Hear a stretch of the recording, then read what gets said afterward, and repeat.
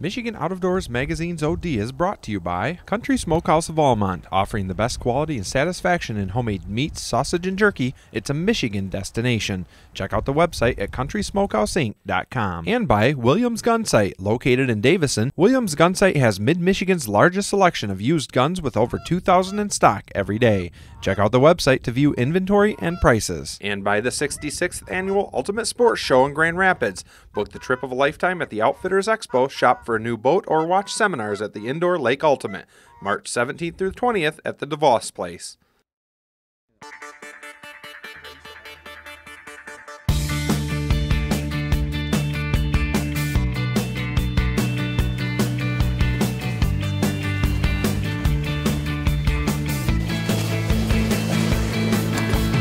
We're going to start the day out fishing for bluegills. If we run into some crappie, we're going to switch up and go after them.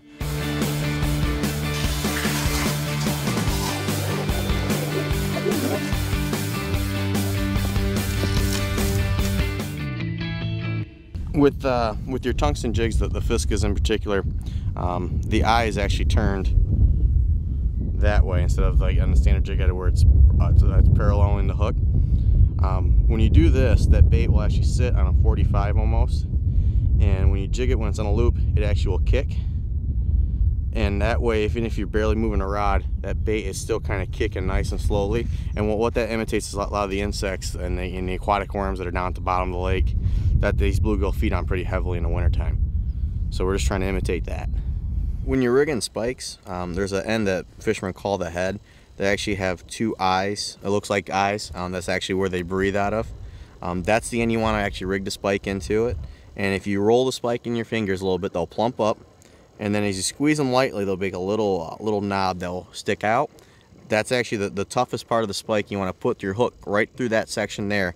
And what's going to allow the spike to do is actually wiggle on the hook. And that, so he's going to have a lot of movement. So if you do want a dead stick, or the fish are being like they are today, they actually let the spike work for you. You don't have to move the jig at all and actually have him come in and bite it. That was a light bite.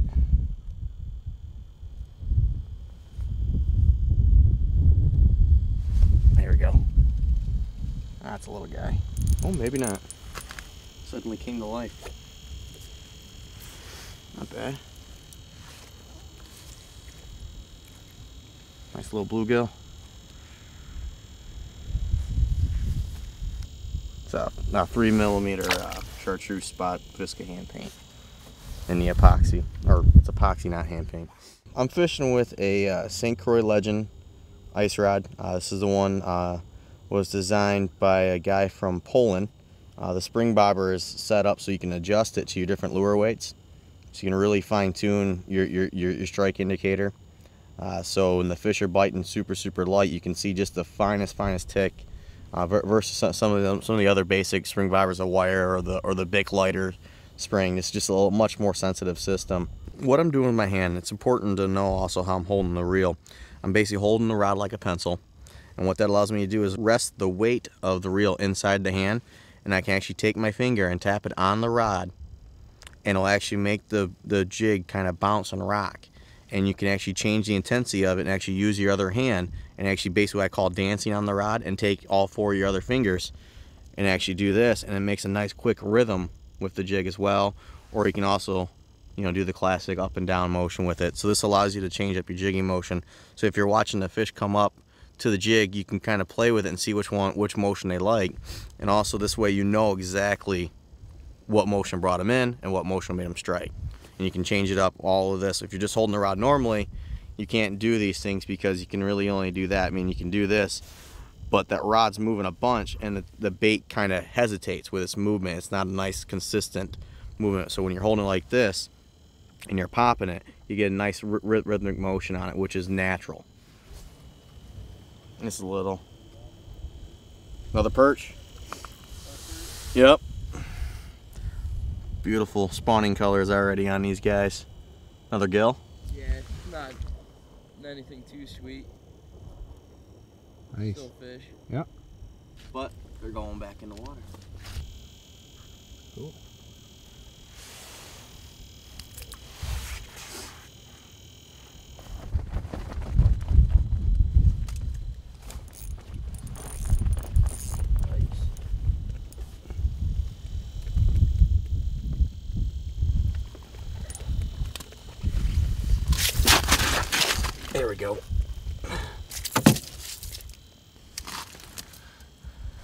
think I might keep that one. We're out on a very, very deep flat here, just off the main basin of this lake.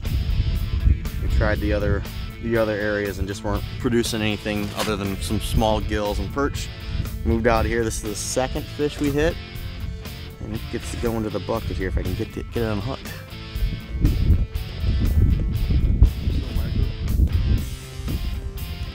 That's a nice fish too.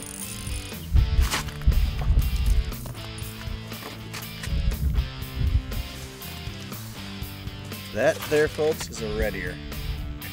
It's really yellow. So, oh.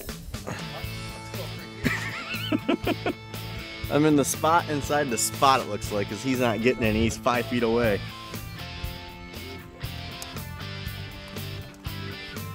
That's what I like about red ears. You can actually lip them. So, nice, about 7-8 inch red ear.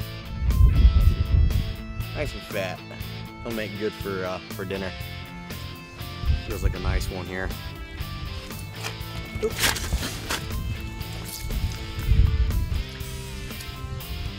That's about 8-inch gill. That hole's about 8 inches there.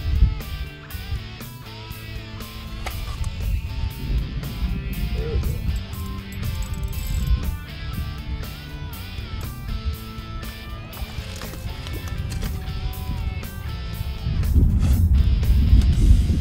A little one. Oh. Oh, it's got some weight to it. Pulling some drag here. Oh, oh. Nice yellow perch. That is one heck of an inland yellow perch right there. So you say about 11 inches, you think, Justin? Just gorgeous, gorgeous yellow perch. Got nice spawning colors on it. Who needs to go to Lake St. Clair when you got inland lake perch like this?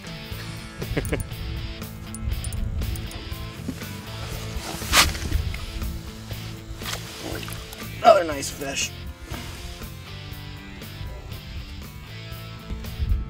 Fishing pretty deep here, about 15, 17 foot of water.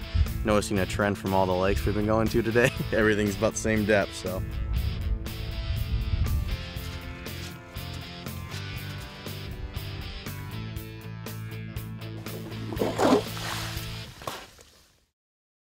Sick.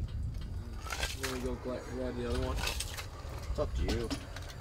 You know, mid-season, get out around the basin of the lake. Like right now, we're kind of on the outside of it.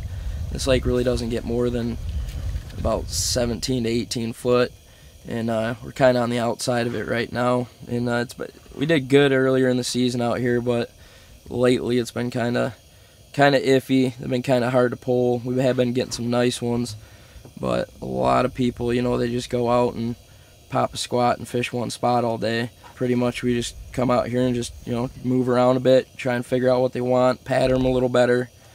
You know, they're going to be, you know, crappie are usually pretty, you know, they can be aggressive, but, you know, finicky on most nights. So, you know, change it up between waxworms, minnows, and whatnot. It's just trying to figure out exactly what they want that night. Yep, first crappie of the night right there. Not a bad one at all. Well, that one was sitting right at about a foot down in the weeds. What I did was drop down to that weed line, kind of brought the minnow up, started bouncing it, getting some movement in it, because obviously we're using the fake thing, we're not using the real ones. Giving it some movement, bringing it up real slow, and then once it got about 2 foot up, that fish came flying out of there. And when they start going up real quick, I bring it up a little faster. Then when they start slowing down, you kind of bring it to a stop and just kind of keep popping it. And then 9 times out of 10, they'll just come in and smoke it. So, that's the first one. That's good. Just got a little pink teardrop. I like the horizontal ones. And then just using a little 1-inch fake minnow. The only thing I run into them is you gotta barely hook them, or else the fish can't get enough of the hook. Little glow side. Hold up to the lantern for a second, get it glowing. Away we go.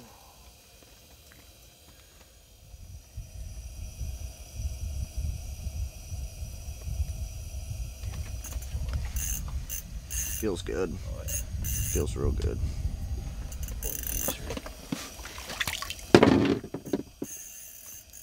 Nice one.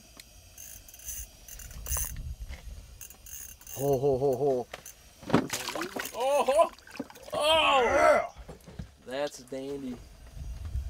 Oh, nice. Yes, that's what we're here for. I'm gonna measure it before you toss it back. This master ain't a little one, man. 14-inch should be thrown back. Got about a 14-incher here.